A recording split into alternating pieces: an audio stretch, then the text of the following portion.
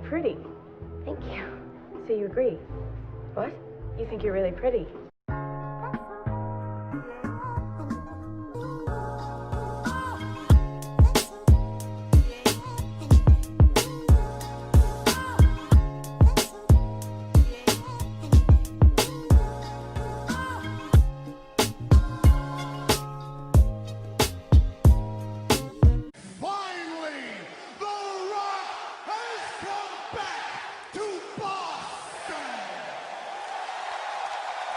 Hello everybody, welcome back to my channel. I'm so happy to be back. I ended up taking a little break this week. Usually I post every Wednesday and Friday, but for this week I decided to skip Wednesday just because I was going through some like personal things and just needed some time. But I am back, and I'm back in this, which let's just take a moment really quick. You standing over there in that white dress, just to impress. She never stress, just wanna sit back, collect a check. I love this thing. I got it from Amazon. This isn't a haul video, but I just want to tell you guys about this. I got it from Amazon. It is my everyday existence from being at home, from, you know, like not being able to go anywhere because of the pandemic.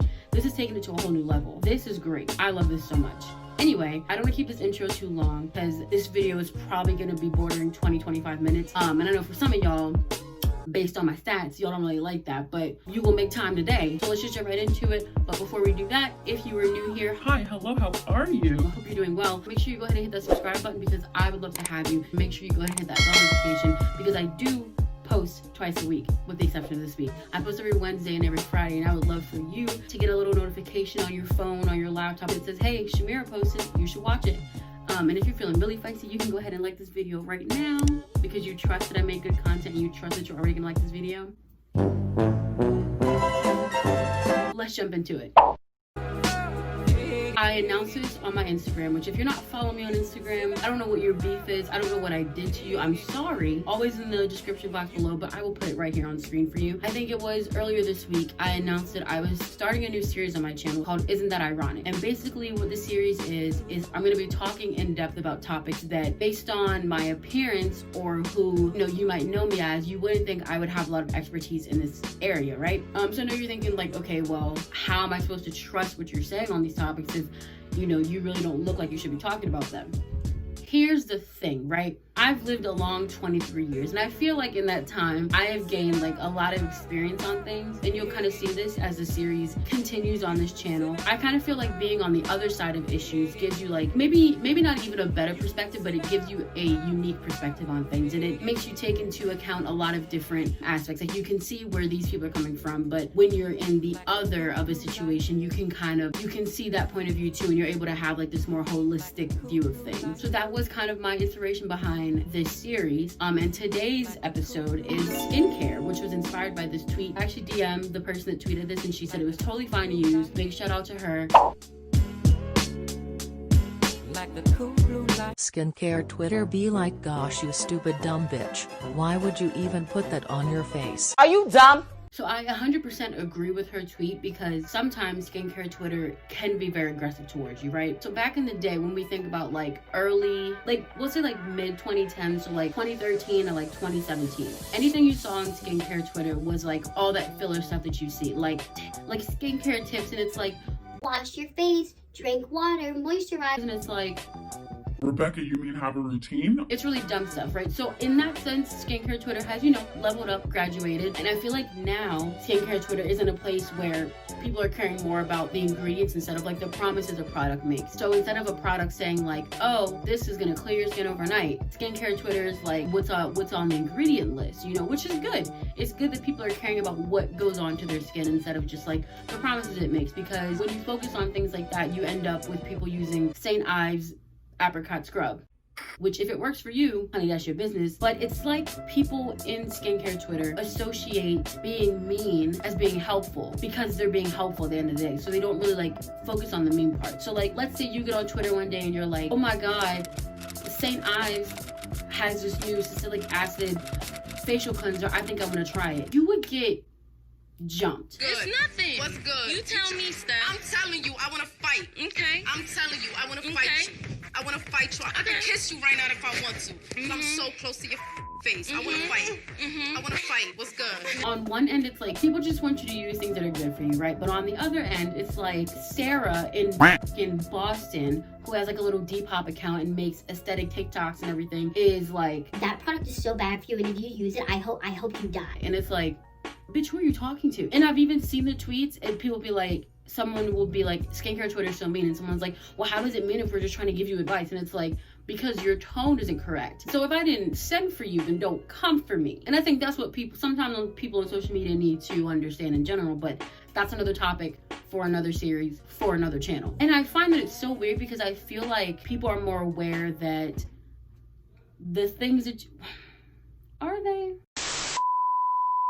More or less. I feel like people are like more aware of how words can hurt. So it's strange to me that something that actually can be really sensitive to someone, like their skin, people are just so openly willing to just like bash them on social media. Like, that's very strange to me. Hey y'all. So it is Editing Shamira here, and I wanted to go on Twitter and find some more tweets of other people just feeling that skincare Twitter is a little aggressive. So feel free to pause and read them.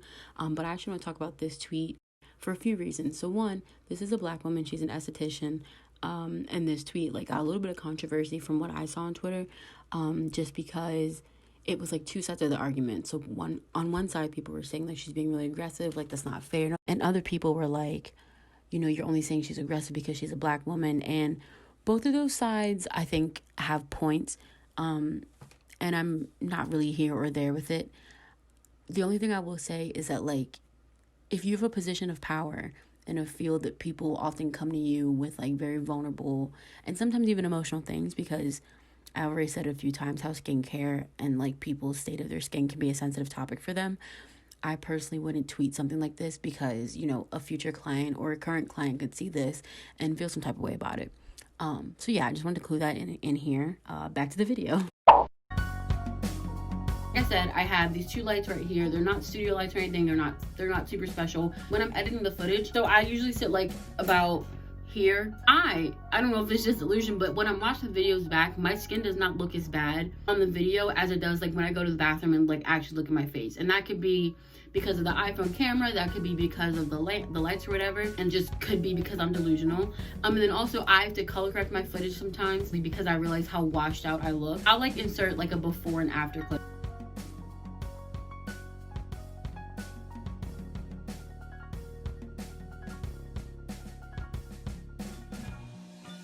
So because of that, I will be inserting some pictures right here of my skin. It's funny because I was just watching this episode of Hey Arnold, and I think it was like the 3rd episode of the 1st season, and it's like all of the girls are like, they went over someone's house and they're like doing face masks and stuff, and one of the girls is like, this avocado face mask is supposed to help with like anti-aging and wrinkles or whatever, and Helga's like, we don't need to do that because we're only 9. And it's like, me watching that at 23, I'm like, okay, Helga's speaking the truth.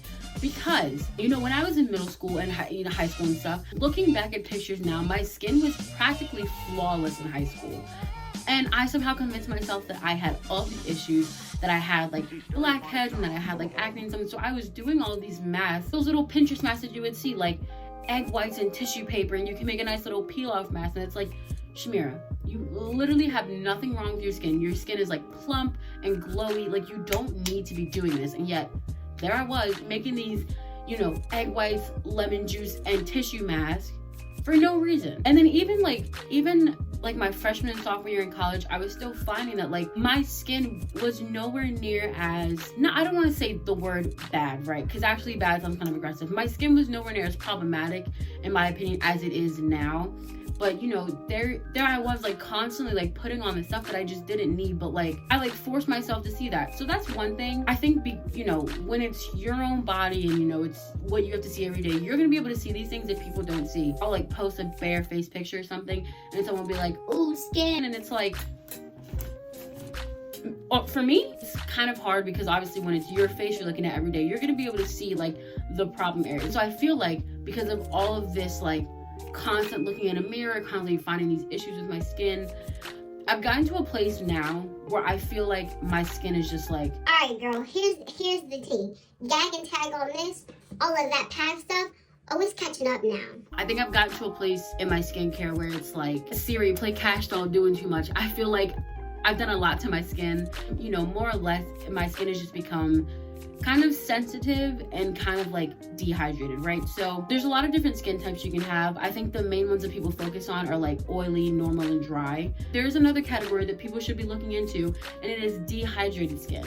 And so, you know, sometimes my skin pulls oily and sometimes it pulls dry. I came to the realization that my skin was dehydrated and sensitive. During the summer, I would get really red and irritated, and I feel like you can kind of see it. I don't know, let's not get too close. I mean, we're talking about skincare and I'm not wearing anything on my face, but I don't want to get too close. I don't want you to jump now. Don't be scared now. But I would get, you can kind of see around my nose, it's really red. I would wash my face at night and it would be like inflamed right here. It would be so painful and it would sting, and I would have to put on like globs of Vaseline just to like kind of soothe it. It was so painful. I'm like, okay, like none of this is making sense. No, so where I am right now, right, with dehydrated skin and with everything I've done, I'm really like just in repair mode. So I'm just trying to do less now. I've done nothing. I've done too much. And now I'm just trying to pull back and do less. In the beginning, even though I did attack skincare Twitter, because y'all need to be set right. Don't get too crazy. Y'all need to be set right. Even though I did like attack skincare Twitter, there's someone on Twitter who I absolutely adore. Her handle name is @makeupforWOC, but her name is Tiara Willis. She is divine. She's so... No, so you have people on YouTube that do skincare videos. You have people on TikTok that do skincare. You have people on Instagram that do skincare. What she specializes in on Twitter is that she's able to give you a lot of information. It's so immediate and so like understandable, but it's so effective and so informative. And I feel like that's really crucial. It's like a bit of an understated skill to be able to give such good advice in such an open way. She's giving access to information that has been denied to people for a certain time, you know, lower class, poor class, right? You don't have access to an esthetician. You don't have access to a dermatologist. And you might not have access to like get certain skincare products. So it's like someone is able to give you advice on what things are good, what practices you need to be incorporating into your routine, and what ingredients you need to look for in certain products. You know, people of a certain class, usually people of color and Black people, you know, certain things in the medical field and certain health related things we don't have the access to. We didn't have the access to for a while. And so, you know, having this young Black woman come on Twitter and be like, you know, I'm here to give everyone access to good skincare information because it's important. We have to stand. Yeah, she's kind of, she's been the whole reason that I've like figured out how to like start the steps to be repairing my skin, right? So it all kind of comes full circle in the sense that like skincare Twitter needs to be handled, but so does male basketball Twitter, so does Stan Twitter, so does, you know, relationship Twitter, LLC Twitter. Like all of these different subgroups on Twitter need to be handled for certain reasons, right? In the circle of life, it's just kind of like every single subset group on Twitter has like their pros and their cons. It's gonna have their crazies, their outspokens, their rude, you know, it's gonna have their extremely bads, and then you're gonna have like your extremely good, the people who are, you know, they interact with people, you know, they try to help where they can, they mind their tone, mind their manners. In the spirit of giving, I'm going to give you some of my skincare tips. And you can believe me because I've been through the ringer. First tip, you need sunscreen, right? Here's the thing, I was a non-believer. Here's some things I know that people still believe, and it's fine. I'm not judging you at all. You don't need sunscreen if the sun isn't out. You don't need sunscreen if it's not the summer. You don't need sunscreen if you're Black or like just a, you know, a darker person of color. I think those are like the main three, right? Here's the thing, even if the sun isn't out, there's a UV index, right? So the sun rays are still coming through clouds and whatnot, and basically the sun is poison. No, I'm kidding. Going outside, getting sun and fresh air isn't a bad thing. But when you're going out unprotected and you're like me, as you can see, I have darker spots. These spots are more susceptible to sun damage.